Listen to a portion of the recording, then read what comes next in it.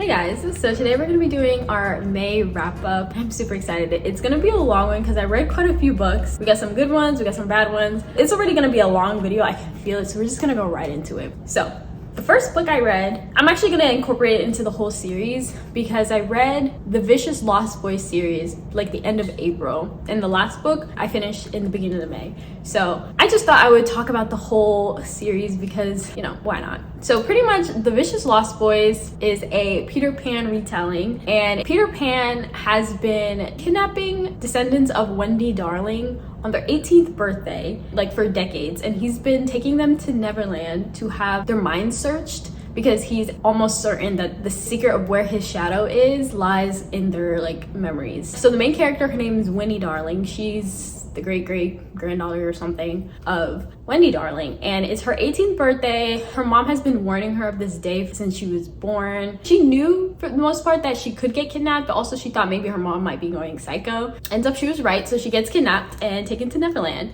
There are a few characters that I wanted to address before I talk a little bit more about this book. The first is Vane. In the Neverland realm, each island has two shadows, which is a life shadow and a death shadow. And Peter Pan lost the life shadow of Neverland, and Vane, he has the death shadow of a different island, and he's referred to as the dark one throughout the series. And then the last two characters in this is Cass and Bash, and they are Tinkerbell's twin sons. Don't read this book. I mean, you can, but guys, there are 4 books total, and they could have honestly all been condensed into one book. It did not need to be 4 books long. There's a million plot points. All of them are like so hard to follow. There's so many that weren't like given proper care and thought, and I felt like because it was like all over the place, I found a few mistakes. I was kind of like, the math isn't mathing here, and it's probably because we're like going a million miles an hour and we wanted to throw a bunch of plots. There isn't even like a distinction between each book, so they're named after like all 4 characters. No, 5.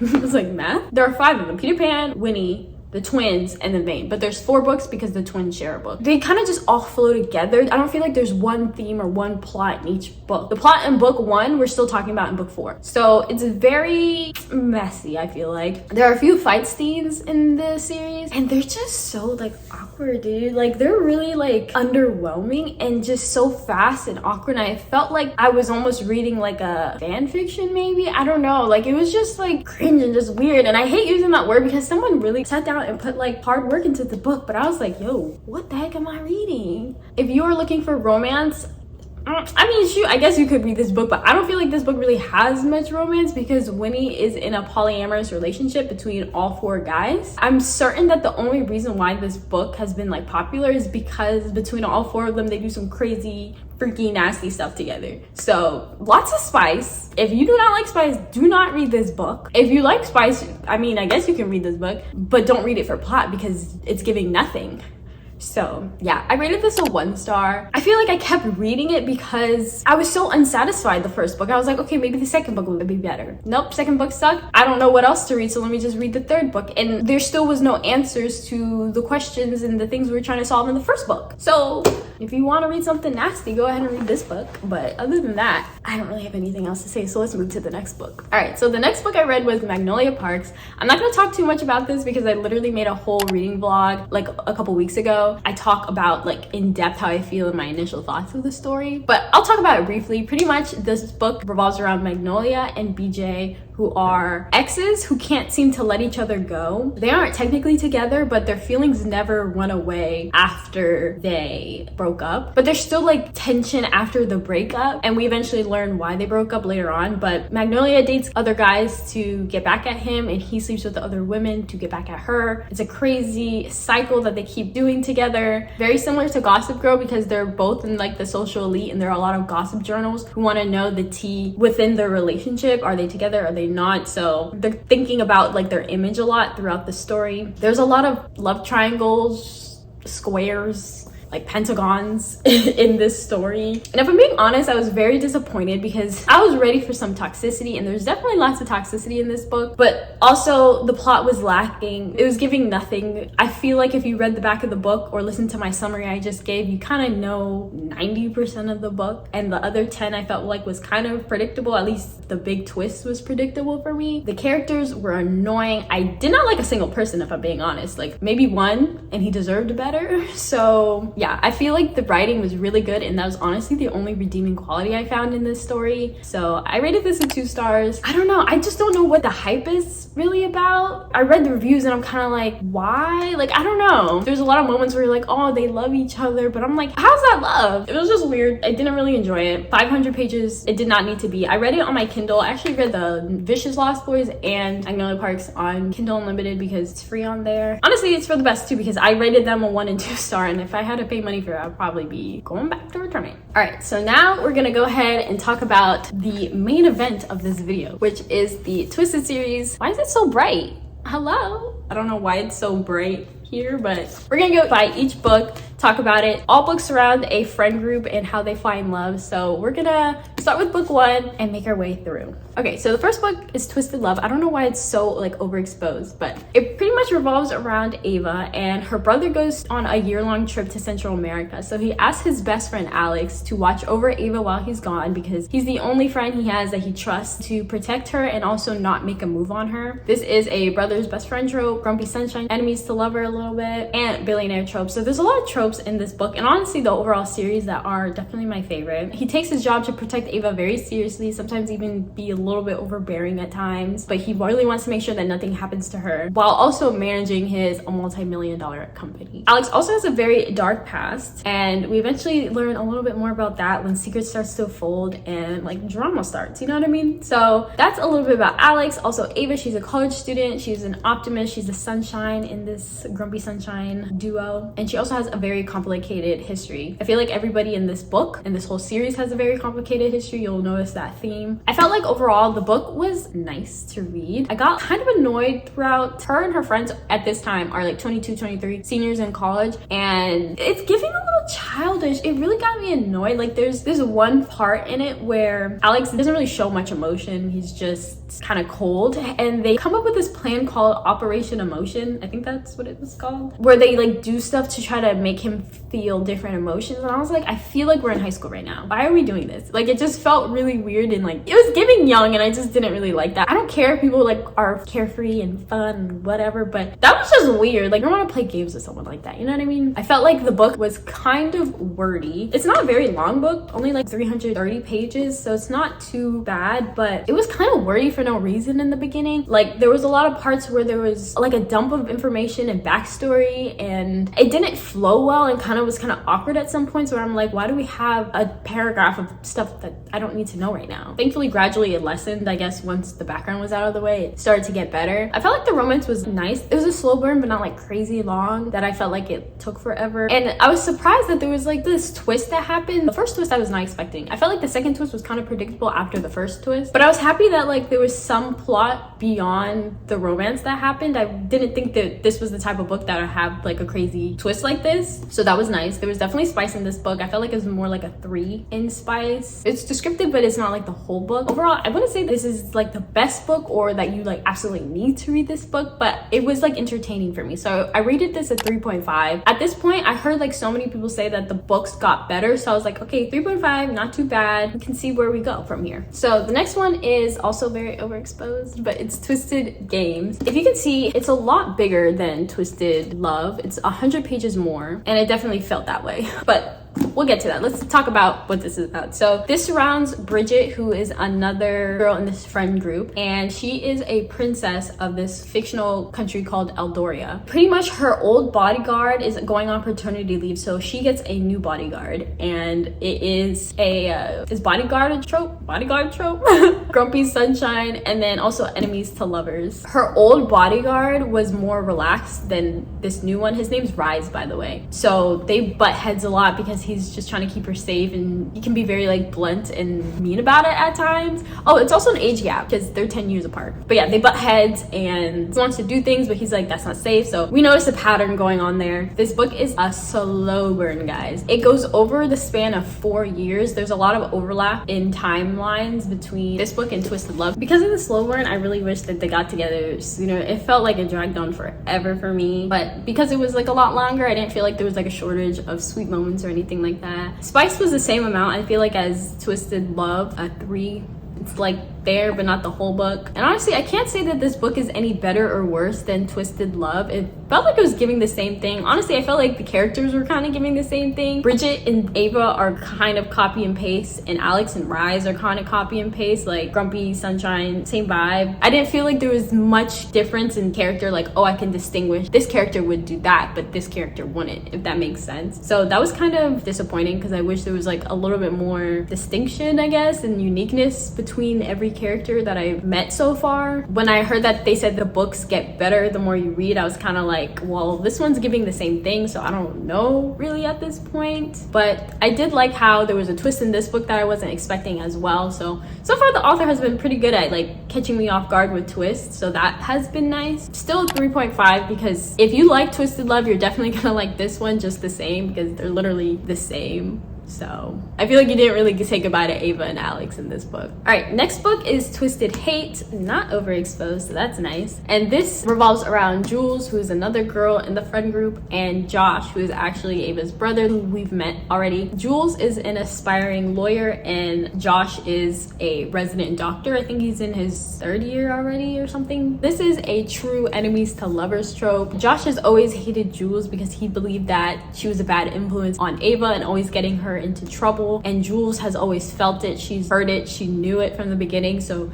she doesn't like Josh for that reason, because he tried to break up her friendship with Ava. And so we pretty much follow their relationship from enemies to lovers. If I'm being honest, I was not expecting to like this book, because Jules and a little bit of Josh annoyed me a lot in the previous 2 books. She was the brains behind the Operations to Emotions. What? Operations to Emotions? She was the brains behind the Operation Emotion plan in book 1. And so because I hated that, it was like so immature for me. I was like expecting to really not like this book. And then Josh, I didn't hate him that much, but I guess because he was like a player and could be annoying at times too in the first book. I was just not expecting to like this book very much. But surprisingly, it ended up being my favorite at this point, because the writing honestly just hit different. There were several quotes that stood out to me. I felt like too, because their characters were not copy and pasted from each other and they're different and have personalities. I was really enjoying this, and we get to know a little bit more about them as well. There was this scene specifically that was just like, that was like a really good, like, I don't know, it was really like nice to know more about Josh, like when he was working, and how like whenever he had a bad day at work or lost a patient, how he gets a moment to himself but literally has to like turn it off and just go back to work and meet other patients and act like he didn't just see someone take their last breath. And it was just like so nice to see how they are the way that they are. The first few books, like I said, there was a lot of information dumps that felt like were kind of awkward and stuff. There's some of that as well in here, but I felt like it wasn't as much. The book is like 50 pages more. I don't know if you can really see the physical difference. 50 or 60 pages more than Twisted Games. I give the info dumps because they're technically standalones. If I'm being honest, I would not recommend reading these as standalones, because a lot of his issues are like, of course, similar to Ava's because they're siblings, but I don't feel like you can fully know Josh unless you read the first book, because we get to know like a huge thing that happened with Ava that also impacted him. So we get like a brief sentences and summaries of what happened in this book that happened in book 1, but I feel like you don't really get that as much if you didn't read the first book. This book doesn't really have so much like high stakes conflicts. There's only like one, while the other books I felt like there was like a lot of like high stakes, like oh my god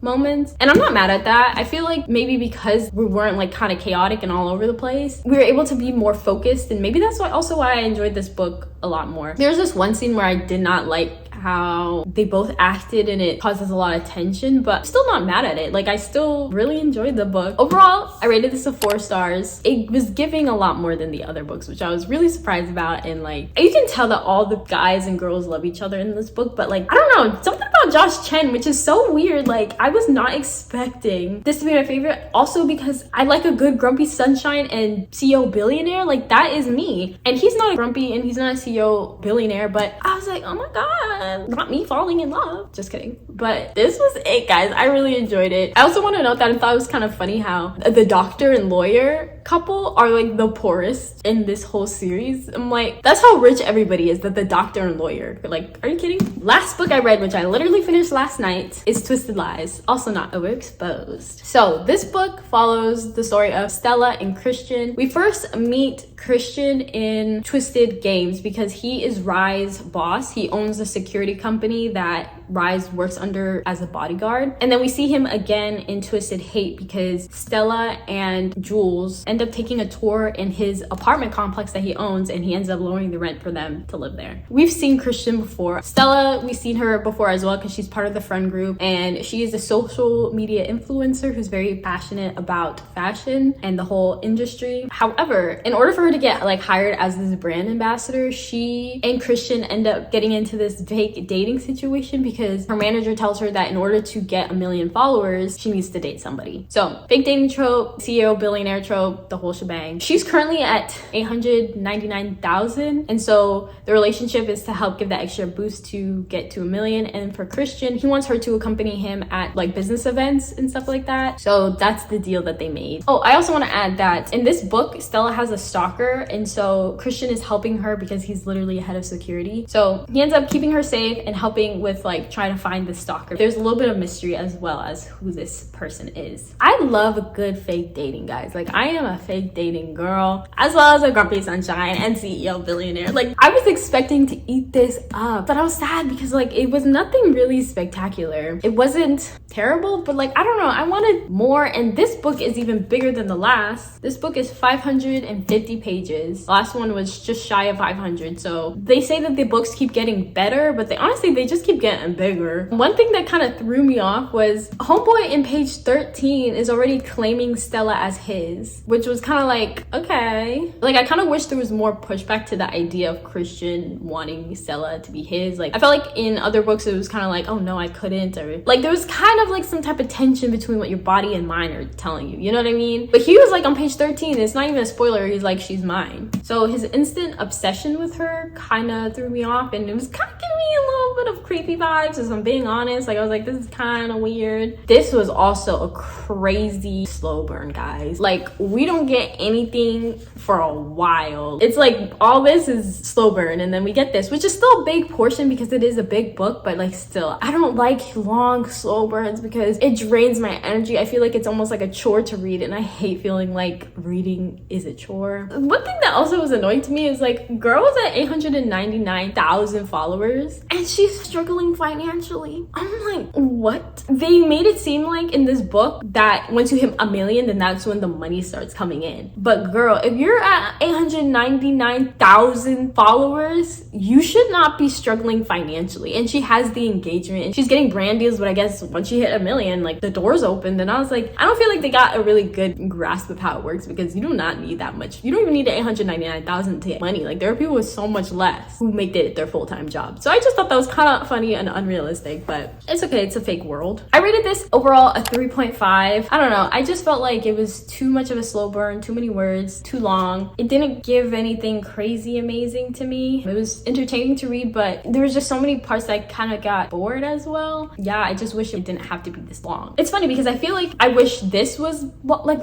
look at that. Oops, look at that difference, guys. Like, come on. Like, I wish they can like borrow like some pages for this book, because I wouldn't mind this being longer, but I would like this to be shorter. All right, so overall, the Twisted series, I really liked this series. It was not my favorite. I don't know if I would recommend this as like one of my top favorite series ever, but it was definitely entertaining. Most of them are 3.5 stars, like with the exception of Twisted Hate. And even with Twisted Hate being a 4 stars, I feel like it's just a 4 stars like comparatively to the other books. Like I don't know if in general 4 stars, if that makes sense. I also like to add that I got these 2 books off Amazon. So when I got the last off Amazon, it was by the wrong publisher. So I had to return that and get it in stores because I was like, heck no, like it looks so wonky together. But now I have the full set and it looks really pretty together. These books, like I said, are technically standalones, but I honestly would not recommend reading them as standalones. Read the first book. If you like it, keep going. If you don't, just stop there, because for example, if Twisted Lies or Hate or even Games sounds like something you would be interested in, you could read it and still enjoy it and not really be missing anything. But when they make a summary of like what pretty much happened in the previous books, it's like kind of awkward. I'm like, that's kind of a lot to be thrown at me right now, and it gives you enough information to follow along, but especially with Twisted Hate, it would be in your best interest to read Twisted Lover. It's gonna feel like kind of empty. All these guys are the type where it's like, if you touch her, I kill you, which is always fun. I love that. If you guys are interested in morally gray, grumpy CEO billionaires, then these books are the ones for you. If spice in general makes you uncomfortable, I would not recommend this series at all because they can go on for pages. So keep that in mind. In my opinion, the books don't really get much better the more you read. They just get bigger. Like this has 330 and this has 550. Like they just get chunky. It just goes to show that quality does not equal quantity. I felt like Twisted Hate was the only big book that I read and I was like, okay, I don't feel that drag as much. This series has literally all my favorite tropes. I can't think of one trope that's really missing, but it was just like kind of subpar, which is a little bit disappointing, and I wish that it wasn't. But it's okay because I do not need them to be 5 stars to enjoy them. If you are looking for something quick to read, why not pick this up? And honestly, a lot of people do love it. I just don't think that it's like crazy worth the hype or anything like that, so it's still entertaining nonetheless. Also, what's nice is in Twisted Lies, at the end you get to see a lot about the other characters and where they are now in the future and all that. So I definitely really enjoyed reading it. I hope you guys like this video. I think it's gonna be a kind of a long one, but that is okay. If you read this series, let me know what your thoughts are. If you read The Vicious Lost Boy, if you read The Vicious Lost Boys, I think that was called, I already forgot, that series, or Magnolia Parks. If you read any of the books that I read this month, let me know. I technically didn't even read Twisted Lies this month, but I really wanted to throw it in this video because I wanted to do a whole review. But I think that's all. This is gonna be a very long video and I'm gonna have to go edit it. So I hope you guys enjoyed and I'll see you guys in my next video. Bye.